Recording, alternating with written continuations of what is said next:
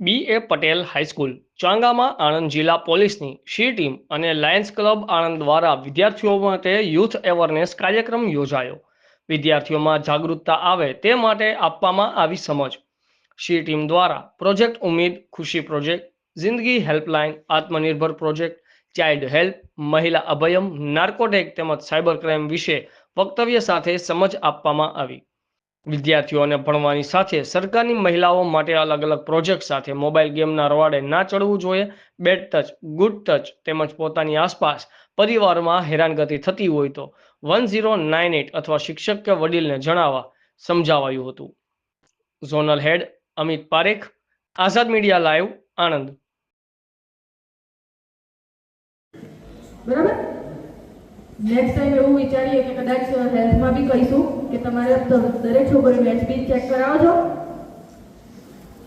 Mostly વૈદ્યભાઈ સાહેબે બધું કહી દીધું છે તમને તમારા રિલેટેડ। મારે 2 કે 3 ટોપિક લેવા છે। એક તમારું હેલ્થ, એક વેલ્યુઝ અને એક આપણા બાળ લગ્ન। જી, આપનું નામ પરિચય? હા, મારું નામ દીપકભાઈ કે શાહ, હું લાયન્સ ક્લબ આણંદનો મેમ્બર છું અને અમારા ડિસ્ટ્રિક્ટમાં હું અત્યારે ઝોન ચેરમેન તરીકેની જવાબદારી અદા કરી રહ્યો છું। આજે ચાંગા બી.એ. પટેલ હાઈસ્કૂલમાં કાર્યક્રમ હશો, કેવો રહ્યો?